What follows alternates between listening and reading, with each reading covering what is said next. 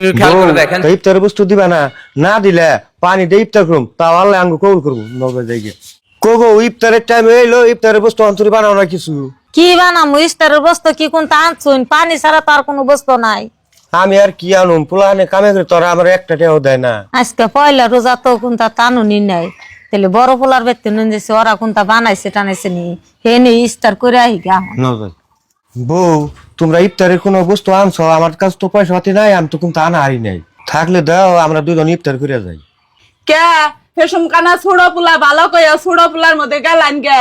এখন আবার আঙ্গতে ইফতার করবার আইসুন কে? ছুড়ো পোলা ইফতার আইনা দেন এখন। বউ, আইনা দিলে কি তোমাকে ইফতার করো রাইতাম?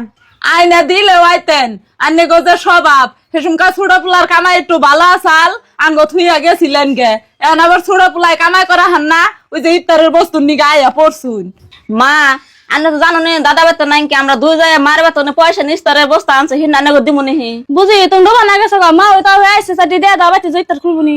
এই তুই চুপ থাক, তুই কিছু বুঝবি না। আজকে কেবল পয়লা রোজা, আজকে এই দেখ আইছে, আজকে যদি দিয়ে দেই ডেলি এমন করে আইয়া জালিয়া মারবো। বউ, তো ইফতারের বস্তু দিবা না, না দিলে পানি দিয়ে ইফতার করুম, তাও আল্লাহ আঙ্গ কবুল করবো। নবে যাই ও দাদা ছিলে এখানে যাও কে? ইফতারের টাইম হয়েছে, ইফতার খুলে যাও। না দাদু ভাই, তোমার নানার বাড়ি টিয়া দেয় ইফতারের বস্তু আনছে দেখে, তাই আমাকে দিব না, সেই জন্য আমরা গেতাছি। কি কও দাদা? কালকে আমার আব্বা 10,000 টাকা পাঠাইছে, মারের একবার কইছে হলো 8,000 আর তুমি দিবার কইছে 2,000। আজকে মা এনে কথা কয় নশো দিয়ে আমার হাতে কোন হিসাবে তুমি ইফতারের বস্তু দে নাই? আহ ও মা, মা কি কস?